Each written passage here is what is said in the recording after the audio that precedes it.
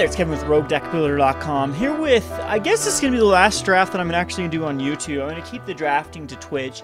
Just an announcement, I'm going to be doing Twitch pretty soon, as I'm going to finally, internet is available in my area where I can actually stream. It's going to be fast enough. So I'll probably just be doing a lot of drafting on the streaming and then keep the YouTube more pure to actual brews. So anyway, this is going to be a Dragons of Tarkir ×2 in Fate Reforged. Right off the bat, we have a bomb in the rare. We have one of the better rares in the entire set, which is Harbinger of the Hunt, which is about as bomby as they come in sealed or in draft.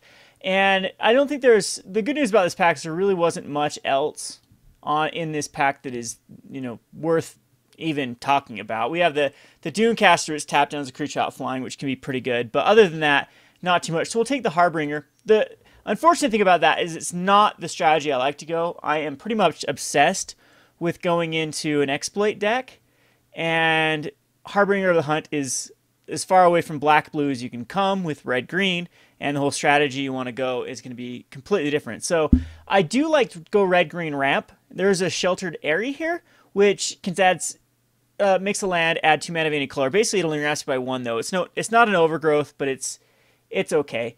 We also have this captain. The captain's very good. First strike, whenever it attacks, you bolster 1.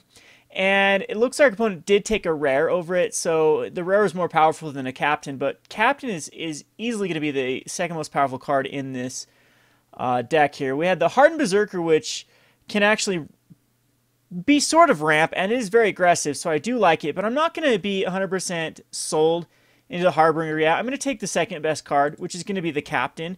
Again, the thing is, like, if I get pushed out of red-green, I don't want to get stuck with a bunch of cards that I can't play. I'd rather go into, just the first pack, picking the better of the cards, and then build the best deck possible out of the cards that I get. Rather than, I think a huge mistake for newer players is to always play the first rare they pick up or their first card pick to start tailoring their deck towards that first pick. Now, I do have an exploit card which I absolutely love, which is the Karsi Sadist. The Stormsinger is not bad either, a haste megamorph. It's always going to be a 1/1 for 1 haste, which is very aggressive in the format. We have Anticipate, which is very good. We have the Scavenger. See, I'm not a big fan of green too, because you have so many cards like the Sandstep Scavenger that are just okay. You have a color that's full of okay cards. So another rare here that's actually very good is going to be Corpse Weft. So again, I'm just going to take the best card in the pack. Corpse Weft says exile 1 or more creature cards. You put an XX black zombie horror creature twice the amount of cards exiled. You can get huge creatures with this, and it works perfectly in an exploit deck. So we have an Impact Tremors, which is good in any sort of dash. We have a Tread Upon, which is actually a pretty good combat trick. We have a Haven of the Spirit Dragon, which can add 1 mana of any color to produce dragons. Sure, if we get enough dragons, it's worth it. Again, nothing too crazy in this deck. We have, again, it's going to be between the Stormsinger, but Shambling Goblin goes perfectly in a exploit type deck, and everything else in here is just meh. The Mystic Meditation's not bad either, but I'm going to go ahead and take the Shambling Goblin. So, I mean, we can go 3 different directions now, so I'm actually happy with the first 4 picks. Now, we haven't tailored towards a specific color yet, or a specific theme yet, but we have, again, we have the Corpse Weft exploit strategy. We have a fast red-green aggressive strategy control. We can go into like a junk control strategy, and Corpse Weft should still go in this. And we also have the Captain, which first strike every time it attacks bolster 1, which is usually in a bolster itself, which is a very, very good card. Now, this has the best common in the entire set. I'll say that again. This is the best common in the entire set in the card of Butcher's Glee. You give a creature plus Super 0, it gains lifelink and regenerates. This card can completely turn the game around. We have a Skill Wrap in here, which is definitely a great pickup as well. And these Glade Watchers aren't bad, being formidable, not hard in a red-green or even a green-white strategy to get. Other than that, not too exciting. I think I'm just going to take this Butcher's Glee, and that's definitely a great pickup. Such a good card, so underrated. Again, a lot of people don't like instant speed. This is everything you want it to be. It gives something lifelink, you get to regenerate it, and plus Super Series. You're just going to kill whatever it blocks. It's going to save your creature, and you are going to gain the lifelink off of that. So we have a Lurking Cat Beast, Arinx, and it's okay. It's, again, it's just such a filler card. Another Lose Calm. I'm glad I didn't go in the green. This is a great green card, though. Regenerate 3/2 for 3.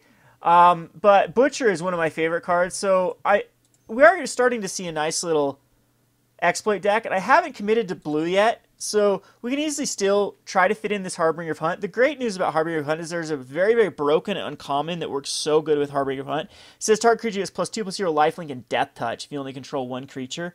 And if we happen to get that card, these two paired together is insane. So anyway, we have a monument that probably if we wanted to splash in that color, we could go. Magmatic Chasm is actually very powerful. Creatures without flying can't block. A Naturalize, an Updraft Elemental. Everything is so in here. Ancestral Stature is just awkward. Sight Beyond Sight is decent. You get to go through 4 cards and draw 2 of them. But I think I'll just take the Updraft Elemental and sideboard it. I think it was the most powerful card out of it. So here's the Anticipate. Here is a Coat with Venom is actually very good. So Death Touch with the Harbinger of Hunt can be pretty decent. The only problem is you're only going to get usually 1 activation with the Coat of Venom and then kill 1 damage to each other creature flying. So actually this Coat with Venom has very good synergy. Tigan Strike's very good. Anticipate's very good. I don't want to... And Center Soul, this has a lot of great cards in it, but I'm going to take the Coat with Venom. So we're looking like we're shaping up to the black strategy here. This looks like it's going to be very... Yeah, it's going to be very similar to the pack before, but this Feast is actually very good. Destroy a creature flying, bolster 2. It's very underrated card again. There's usually always a target with flying. So I guess the Sheltered Ari or the Grave Purge would be the right pick here. This can help us fix, which isn't bad whatsoever, and the Grave Purge is probably a little more powerful though. And we do get back a Karsi Sadist, so we are getting the exploit cards. We just need the exploit enablers now.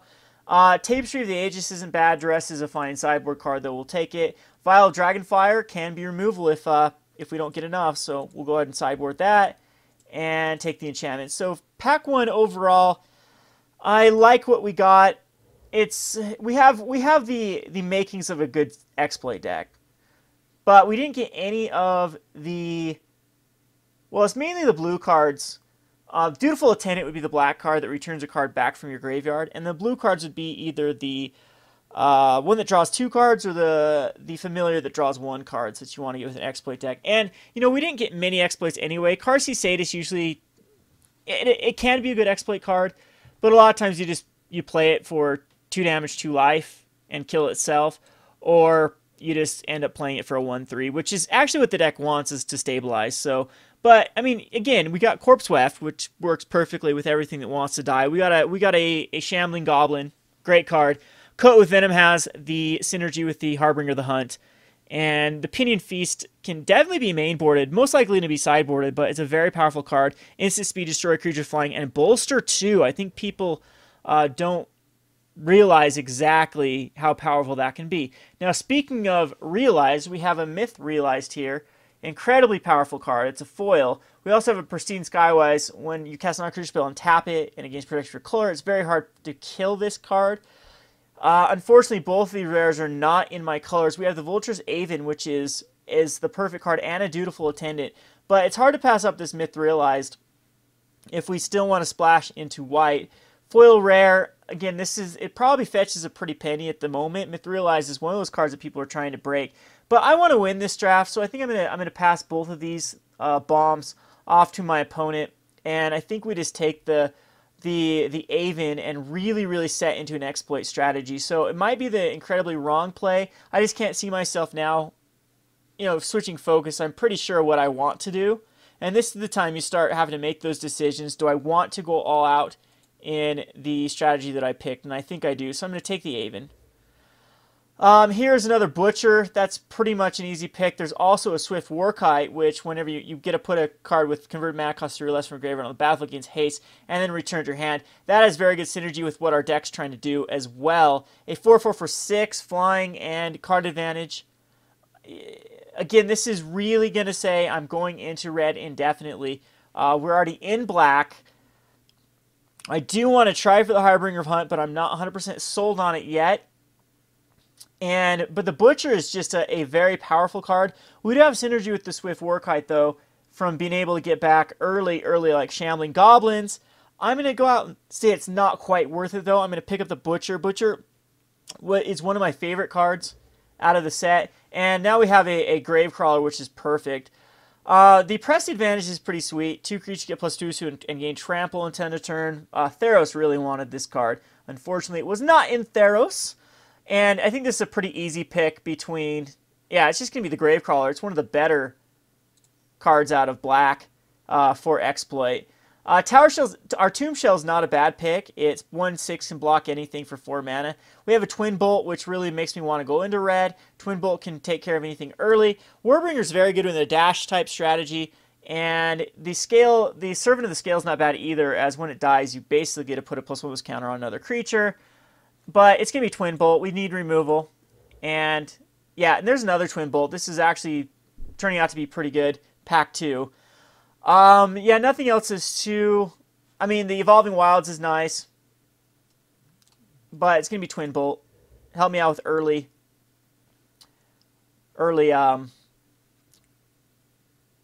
control.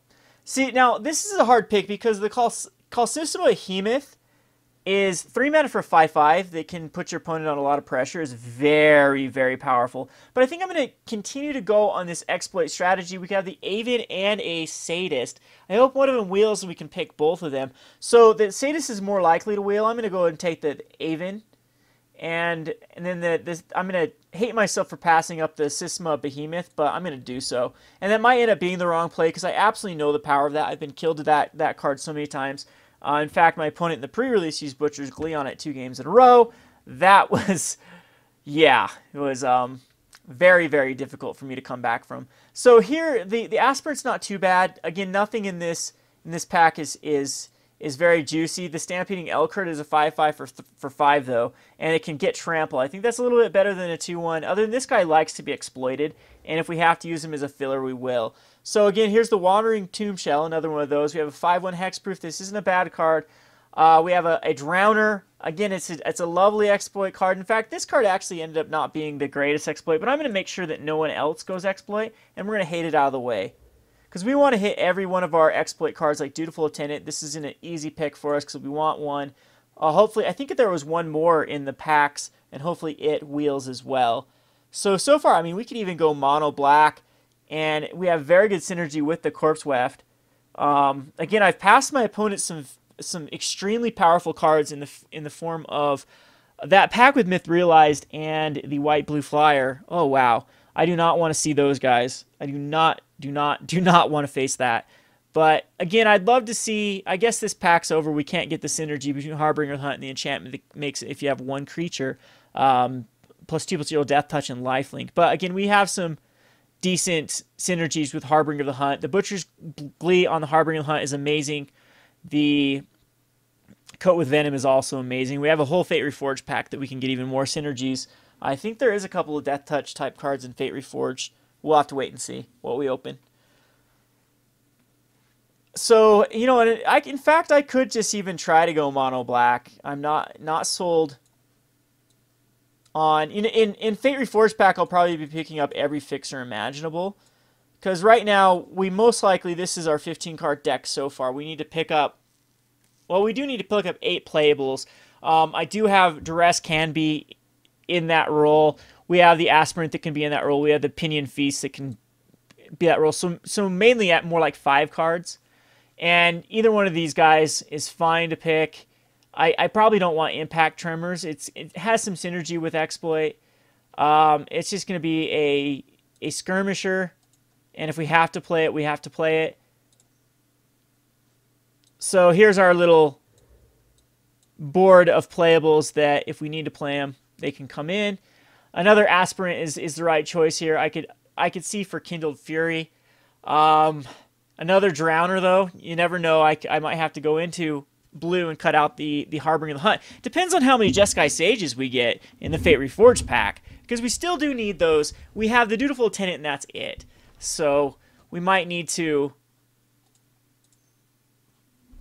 think about even going into blue and just cutting the Harbinger of the Hunt and the Twin Bolt. Fate Reforged, if I get so many lands that fix, I might be able to splash in blue as well. It's not something I'm looking forward to try to do, though, but it is definitely an option because these drowners aren't bad at all. They go through a ton of cards, and they fill up our graveyard for the Corpse Weft. So go ahead and just take the junk now, and we'll go on to the Fate Reforged pack. Didn't get any hard removal as far as flattens. Usually I always get like flattens and ultimate prices and things. So I definitely know there's someone else that is going the... they're taking all the black control. So that right at the bat, there's an Arcbound, which is really, really powerful. There's also the Dismal Backwater, which could definitely help us fix into the blue and black.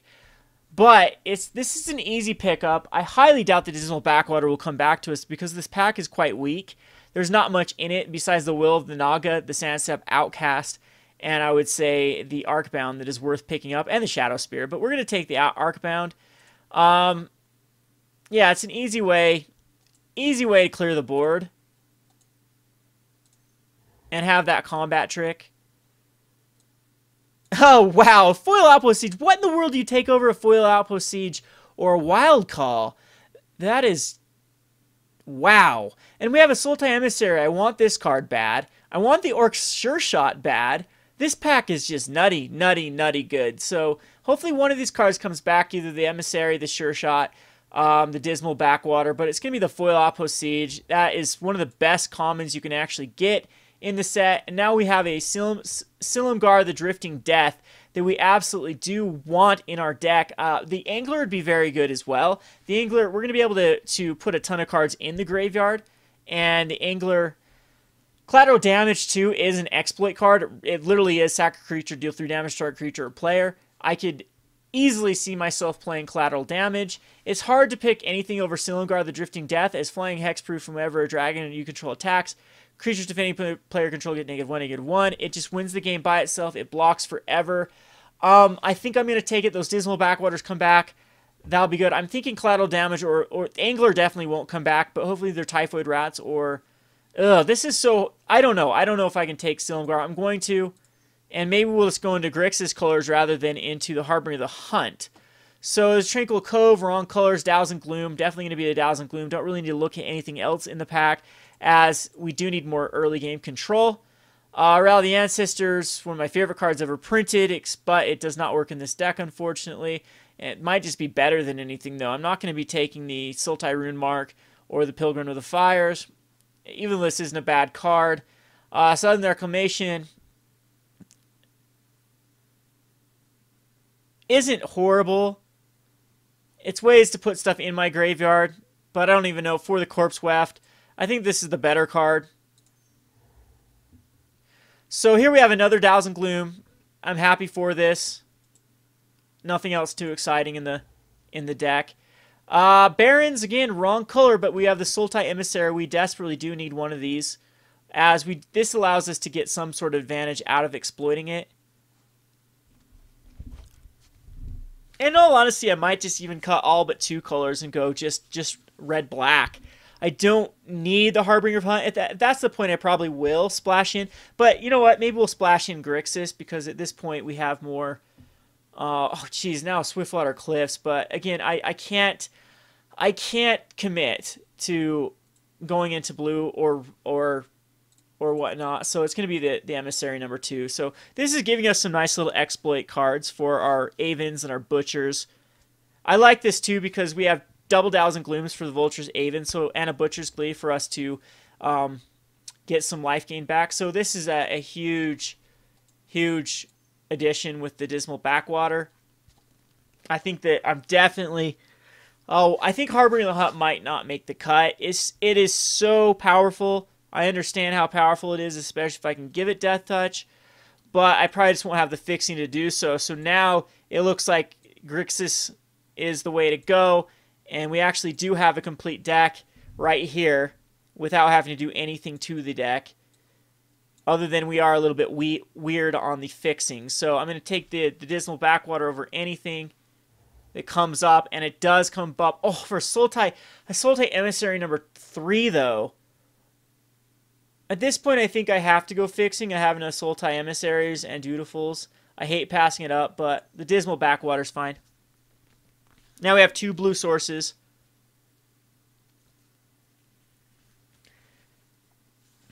To get that Drowner. Or the Silumgar, the Drifting Death. Which is much needed. This is a complete deck, though. I'm happy with this so far. Well, it's pretty much we've seen what we're going to get. I don't think there's much coming back around. Some of those packs out of Fate Reforged were quite weak. But this is a very, very complete deck. We'll go ahead and take the collateral damage. It's not bad at all with the exploit cards that we have. The Fierce Invocation is not terrible. The Jeskai Rune Mark is red or white, permanent. Not a lot of times we'll actually get it. We'll just take a War Flare, put it in the sideboard. We can take the Rally of the Ancestors, put it in the sideboard. We can take the... Well, the Hooded Assassin's actually not too terrible. I've never really had much luck with the Hooded Assassin, though.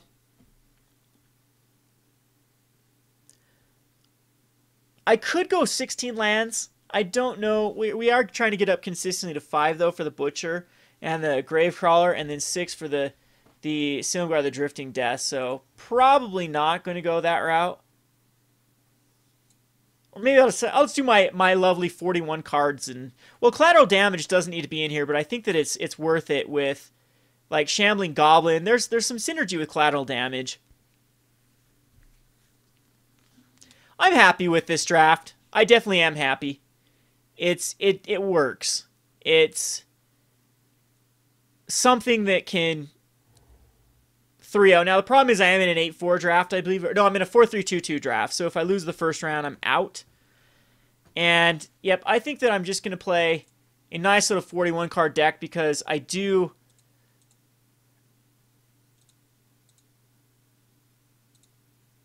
Let's see, what would I need? I'd need another... I'm going to add 2 more mountains. The good news with this deck is I only hit 1 swamp, and that I can cast everything. So that'd be 5 sources of blue. Yeah, it'd absolutely be adding 2 more mountains here. And we will run a 41 card deck, as we will be milling ourselves quite a bit. No real reason other than superstition. And so, yeah, we need to get rid of this. The swamp didn't come out. So 1, 2, 3, 4, 5, 6, 7, 8, 9. 9 swamp. So statistically speaking, we should hit a swamp every game. And that's all we do need. And then the islands and the mountains. 5 mountain sources and so 5 blue sources. So I'm going to go ahead and submit this. And we'll go to game number 1 and see how well this deck does. I think it's pretty much the complete deck. It has removal. It has a finisher in the form of either Rakshasa Gravecrawler or Silumgar, the Drifting Death. And we do have like Outpost Siege Arcbound. We got a lot of tricks in here too. So it can go the distance. Anyway, this has been Kevin with RogueDeckBuilder.com. Thanks for watching.